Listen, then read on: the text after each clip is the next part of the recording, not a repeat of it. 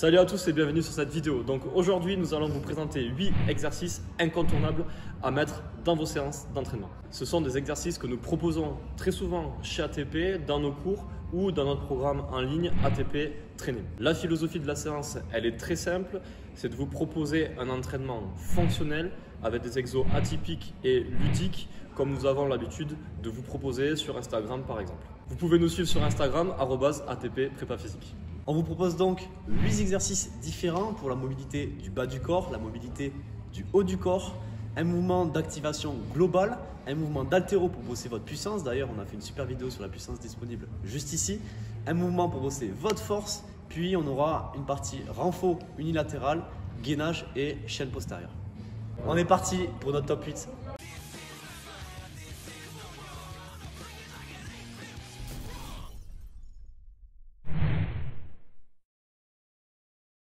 On commence cette séance avec de la mobilité bas de corps. Ici, on travaillera sur du 90-90.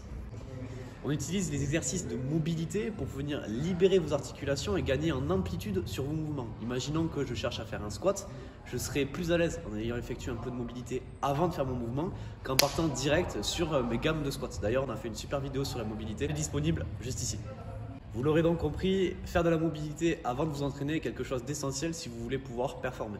Pourquoi on a choisi cet exercice de 90-90 et les variantes qu'on va vous mettre juste ici en vidéo. C'est un exercice qui permet de déverrouiller vos hanches et qui permet d'activer les muscles qui se situent à ce niveau-là. Donc vous serez plus mobile mais aussi plus performant étant donné que vous aurez recruté musculairement ces muscles avant de passer sur votre exercice.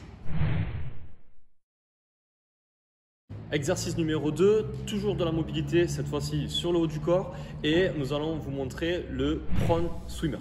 Comme pour le bas du corps, faire de la mobilité pour le haut du corps est essentiel avant votre séance, tout simplement pour bien préparer vos articulations à l'effort qui va suivre. Ce n'est pas forcément un exercice de mobilité pur et dur, mais en activant certains muscles, vous allez corriger votre posture, ouvrir votre cage thoracique et donc améliorer votre mobilité.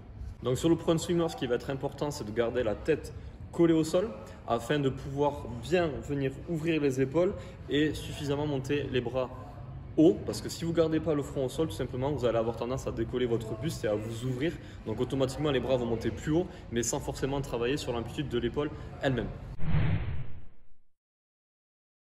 Exo numéro 3, on est sur du Global Movement Activation avec du Kang Squat.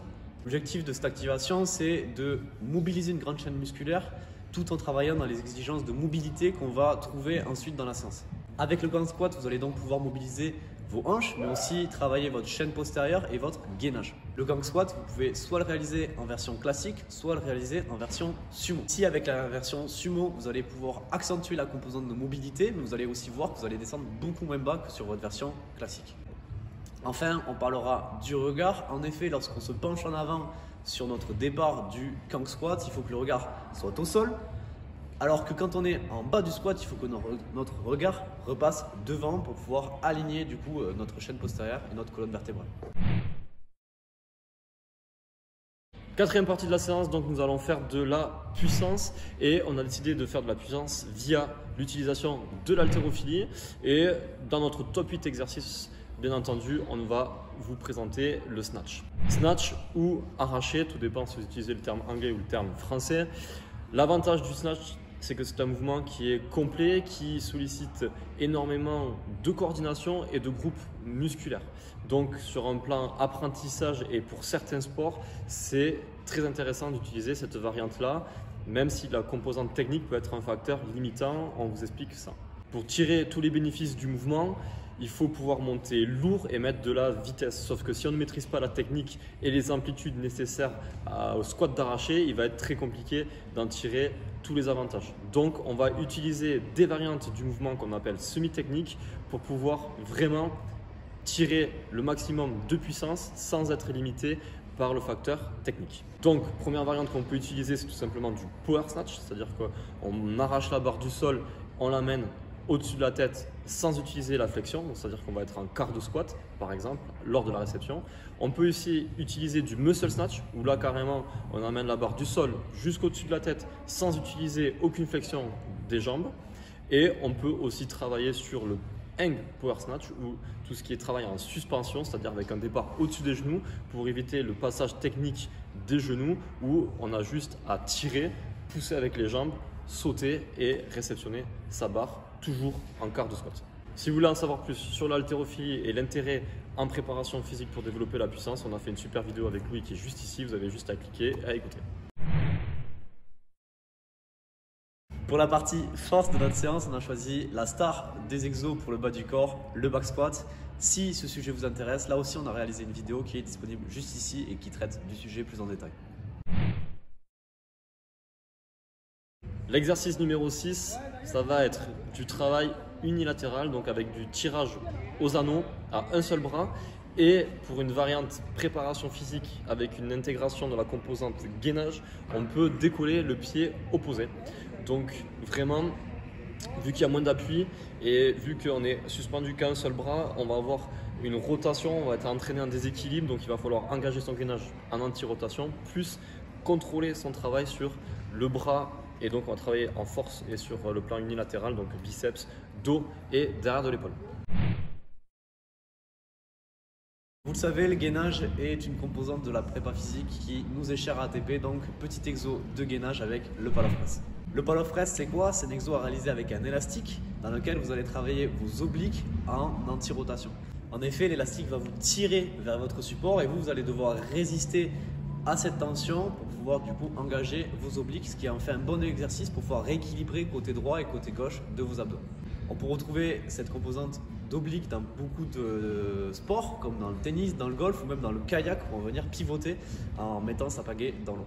L'utilisation de l'élastique vous permet d'ajouter une composante d'instabilité au mouvement, mais on pourrait pousser le transfert vers l'activité sportive encore plus loin avec un pal of press à réaliser à deux, où on vient déstabiliser son partenaire d'entraînement.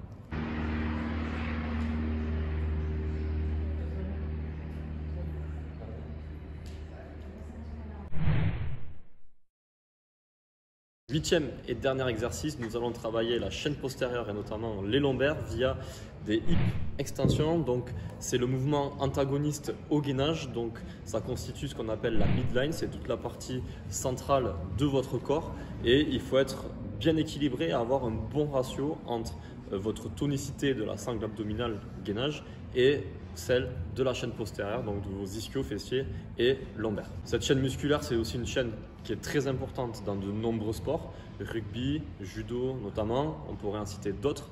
Donc en préparation physique, travailler la chaîne postérieure est essentiel.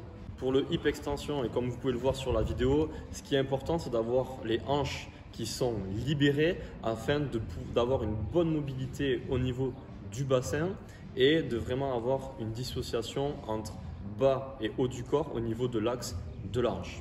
Vous pouvez aussi travailler avec une variante enroulée-déroulée, c'est-à-dire qu'on peut travailler en enroulant la colonne sur la descente et en déroulant la colonne sur la remontée.